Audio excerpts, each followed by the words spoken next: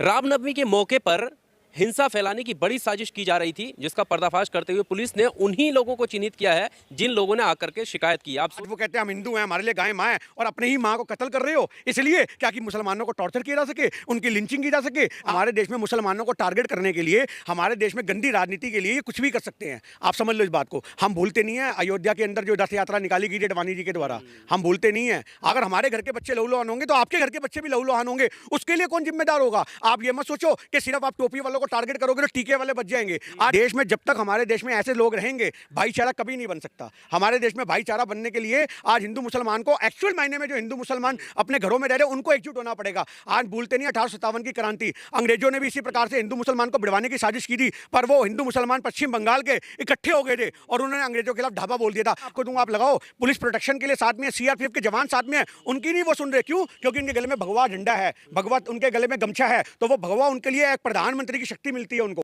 एक भगवा से उनको लगता है कि आज हमारे देश के अंदर सनातन धर्म के नाम पे तो दंगों का माहौल बन रहा है।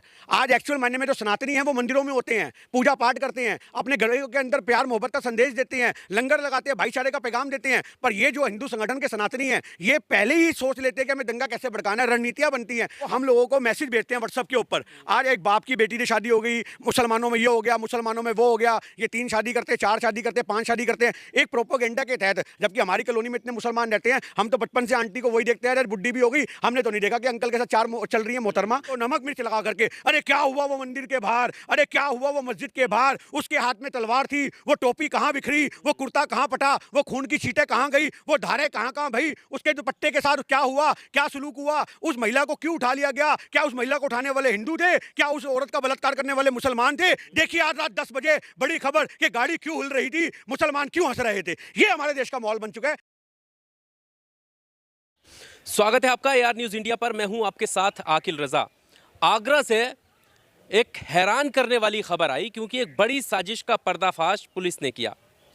रामनवमी के मौके पर हिंसा फैलाने की बड़ी साजिश की जा रही थी, जिसका पर्दाफाश करते हुए पुलिस ने उन्हीं लोगों को चिन्हित किया है जिन लोगों ने आकर के शिकायत की। आप सोचिए कि इस देश में गाय के नाम पर क्या कुछ नहीं हो रहा है, गाय के नाम पर कितनी लिंचिंग हो गई, और अब गाय के नाम पर ही हिंसा भड़काने की एक बड़ी साजिश का पर्दाफाश हुआ है आगरा में। हमारे साथ गिन्नी साहनी जी हैं, सामाजिक कार्यकर्ता हैं, बेबाकी से हर एक मुद्दे पर अपनी राय रखते हैं। गिन्नी जी, किस तरह से देखते हैं इस देश में गाय को लेकर पूरी राजनीति चलती है, और सोचिए कि किस तरह एक पर्व को बड़ी हिंसा की तरफ धकेलने की कोशिश की जा रही है। देखिए, रामनवमी एक पवित्र त्यौहार है। हमारे सनातन धर्म में, हमारे हिंदू धर्म में उसको बहुत पवित्रता से देखा जाता है। पर आज सोचने की बात है कि जहां हमारे देश में गाय को माता कहा जाता है, यूपी की धरती पे हर जगह गाय को सम्मान मिलता है, पर उसी ये जगह षड्यंत्र का हिस्सा गाय बनाई जाती है। एक गाय को ही मारा गया हिंदू महासभा के नेताओं के द्वारा जान करके, क्योंकि एक रिजवान नाम का मुसलमान था, उसको फंसाने के लिए ये षड्यंत्र किया गया कि रामनवमी पे गाय हम खुद मारेंगे, पुलिस में जाके शिकायत देंगे कि देखो मुसलमान ने गाय काट दी, ताकि देश में हिंदू मुसलमान दंगे हो। ये गंदी मानसिकता, ये राजनीति को जो उजागर कर रही है भाजपा की,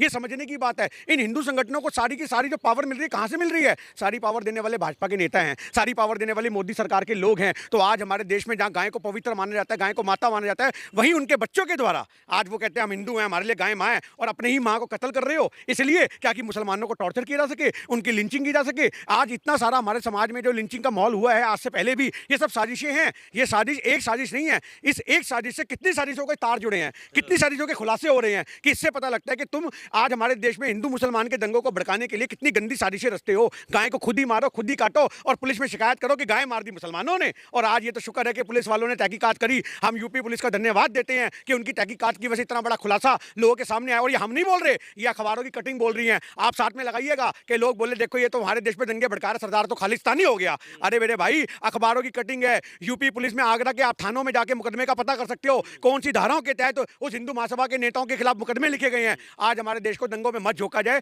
हम योगी सरकार से निवेदन करते हैं कि ऐसे लोगों को पकड़ करके एनएसए लगाओ। ये हैं असली आतंकवादी, ये हैं असली देशद्रोही। पत्रकारों पे तो आपने बहुत एनएसए लगा दिए क्योंकि वो आवाज उठाते थे सच की, पर आज असली एनएसए लगाने वाले ये हिंदू महासभा के संगठन के लोग हैं। इन पे लगना चाहिए, क्योंकि देश में दंगों का माहौल बनाने वाली साजिश करना एक देश बेचने से कम नहीं है। पर गिन्नी जी, जैसे देखा यह जाता है कि कोई मुस्लिम को जब पकड़ा जाता है या पीटा जाता है गोकशी के नाम पर, गो तस्करी के नाम पर, तमाम संगठन एकजुट हो जाते हैं और कहते हैं कि हिंदुओं की भावनाओं का सम्मान करना चाहिए। क्या आज वो खड़े नहीं होंगे कि उनकी भावनाएं आज कहाँ गई जब ये लोग पकड़े गए थे? देखिए, भावनाएं नहीं है, वो भी इस राजनीति का हिस्सा हैं।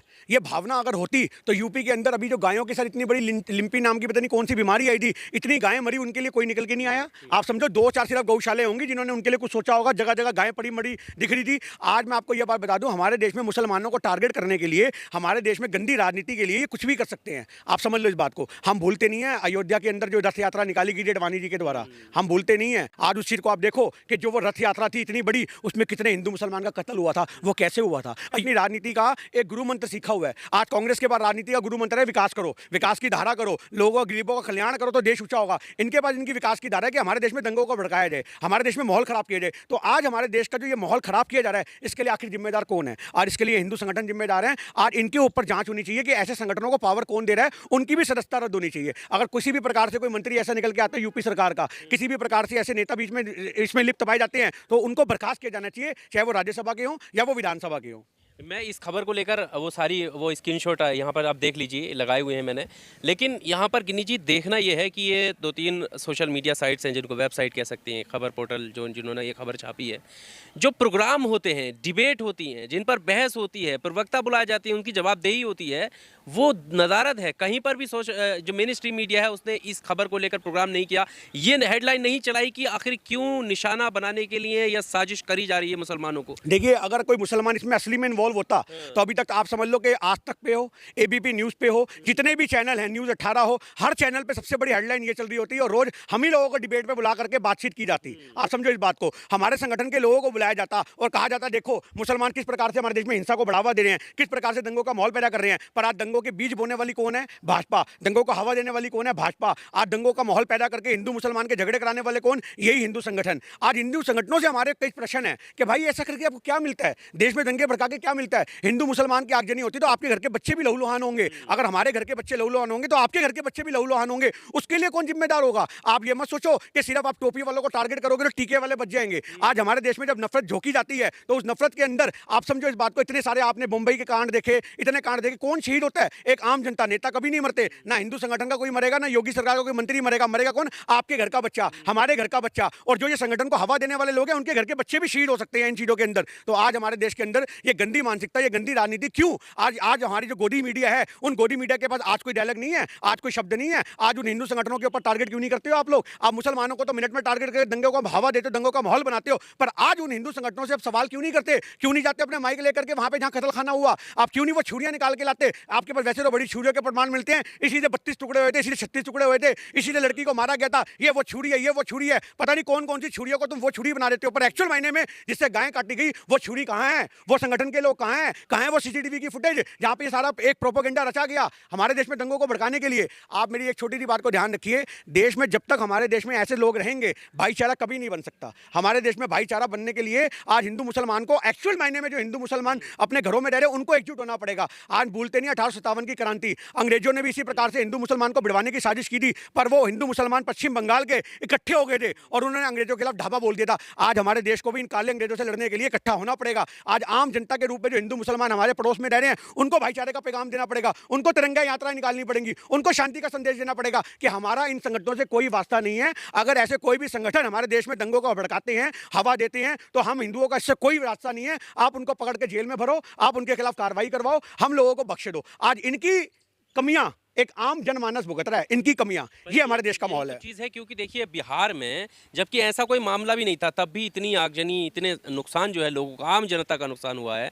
और बिहार के सासाराम में, बिहार शरीफ में और बाकी और राज्यों में, आप सोचिए कि अगर इस साजिश में अगर ये लोग कामयाब हो जाते तो क्या हालात। अगर साजिश में कामयाब हो जाते तो अभी जो आपने रामनवमी पे माहौल देखा था कि जगह जगह जाकर के पत्थर मारे गए, जगह जगह जाकर के पुलिस वालों को, आप कितनी वीडियो में आपको दूंगा, आप लगाओ, पुलिस प्रोटेक्शन के लिए साथ में सीआरपीएफ के जवान साथ में है, उनकी नहीं वो सुन रहे। क्यों? क्योंकि उनके गले में भगवा झंडा है, भगवा उनके गले में गमछा है, तो वो भगवा उनके लिए एक प्रधानमंत्री की शक्ति मिलती है उनको। एक भगवा से उनको लगता है कि आज हमारे देश के अंदर सनातन धर्म के नाम पे तो दंगों का माहौल बन रहा है। आज एक्चुअल मायने में जो सनातनी है वो मंदिरों में होते हैं, पूजा पाठ करते हैं, अपने घरों के अंदर प्यार मोहब्बत का संदेश देते हैं, लंगर लगाते हैं, भाईचारे का पैगाम देते हैं। पर ये जो हिंदू संगठन के सनातनी हैं, ये पहले ही सोच लेते हैं कि हमें दंगा कैसे भड़काना है, रणनीतियां बनती हैं। हमारे देश में एक नॉर्मल हिंदू, आप समझो एक नॉर्मल हिंदू जो भाजपा से कनेक्शन नहीं रखता, वो रामनवमी के समय में प्रसाद की लिस्ट बनाता है कि मैं ये प्रसाद बनाऊंगा, मैं यहाँ लंगर लगाऊंगा। और ये जो भाजपा के हिंदू हैं ये रणनीतियां बनाते हैं, यहाँ मस्जिदें, यहाँ दंगे करवाएंगे, इन मस्जिदों के बाहर हम माहौल बनाएंगे, यहाँ से 500 आदमी आएंगे, यहाँ से 200 आदमी आएंगे।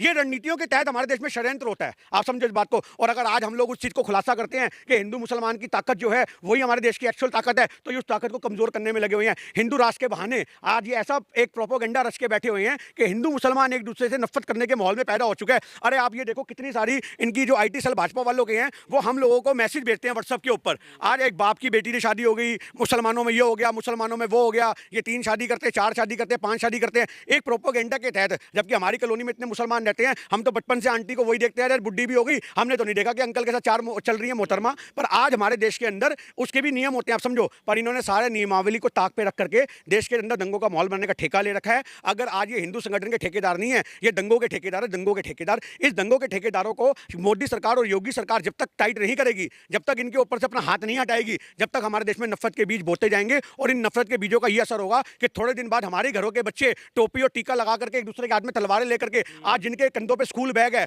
आज जिनके हाथ में कॉलेज की किताबें हैं, आज उन किताबों के छोड़ करके हाथ में छुरियां होंगी, दंगों के लिए पंच होंगे और एक दूसरे के हिंदू संगठनों के मस्जिदों के बाहर कलेश करेंगे, दंगे करेंगे। ये हमारे बच्चों का भविष्य बनने वाला है मोदी सरकार में, अगर ये सब कुछ चलता रहा तो। अच्छा, शोभा यात्रा एक पवित्र त्योहार है रामनवमी, उस पर शोभा यात्रा निकलती है, तमाम ऐसे वीडियो आते हैं, पहले भी आए थे कि भाई मस्जिदों के बाहर या मस्जिदों के गेट पे वो झंडा जो है लगा देना, भगवा झंडा, मस्जिद के गेट पे चढ़ के डांस करना, तमाम वीडियो ऐसे आए हैं।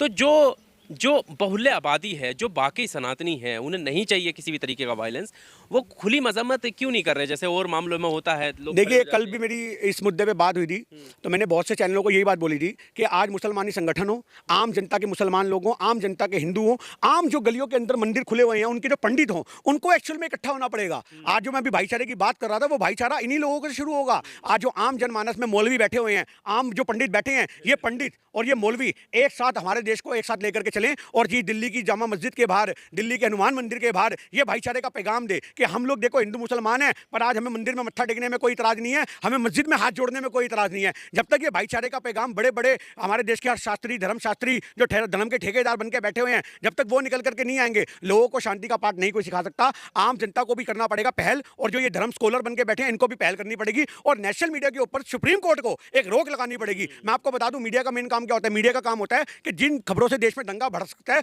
उन खबरों को प्रमोट ना करें, उनको सिर्फ एक छोटी सी घटना के रूप में बताया जाए। पर आज हमारे देश में उसको नमक मिर्च लगा करके, अरे क्या हुआ वो मंदिर के बाहर, अरे क्या हुआ वो मस्जिद के बाहर, उसके हाथ में तलवार थी, वो टोपी कहां बिखरी, वो कुर्ता कहां फटा, वो खून की छींटें कहां गई, वो धारे कहां भई, उसके दुपट्टे के साथ क्या हुआ, क्या सलूक हुआ, उस महिला को क्यों उठा लिया गया, क्या उस महिला को उठाने वाले हिंदू थे, क्या उस औरत का बलात्कार करने वाले मुसलमान थे? देखिए आज रात 10 बजे बड़ी खबर, ये गाड़ी क्यों हिल रही थी, मुसलमान क्यों हंस रहे थे। ये हमारे देश का माहौल है। जब तक ऐसी गंदी, आप समझो कि जो ये हमारे देश के नेता हैं, जो भाषण देने वाले मीडिया के लोग हैं, जब तक इस तरह की डिबेट के कंटेंट बना के चलाएंगे, हमारा देश कभी भी तरक्की के मार्ग पे नहीं चलेगा। 2024 बहुत नजदीक है। मुद्दों की बात करो, पर आज लगातार हमारे देश में आज मुद्दों को, आज जो बाकी लोग अपने मैनिफेस्टो बनाते हैं, वो बनाते हैं कि हम ये रणनीति बनाएंगे, हम वो नीति बनाएंगे, हम महंगाई कम करेंगे, हम मनरेगा को मजबूत करेंगे, हम फलानी पॉलिसी लाएंगे, हम ढिकानी पॉलिसी लाएंगे। पर आज हमारे देश में भाजपा वालों के जब जब चुनाव आते हैं, ये रणनीतियां बनाते हैं, हम ऐसे दंगे कराएंगे, हम वैसे दंगे कराएंगे, हम यहाँ दंगे कराएंगे, हम इस मौके को बनाएंगे।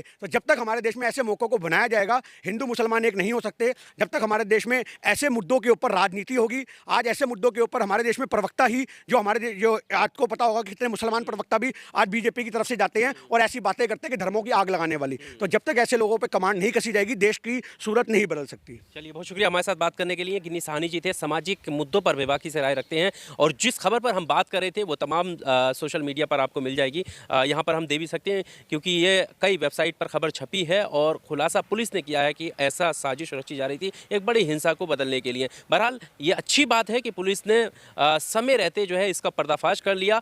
इस इंटरव्यू में सिर्फ इतना ही। जो भी हमारी बातचीत है उसको लेकर आपका क्या कुछ कहना है, कमेंट बॉक्स में आकर अपनी राय जरूर दीजिएगा, और आपसी भाईचारा कायम रखिएगा। शुक्रिया। Subscribe now and press the bell icon. Never miss an update.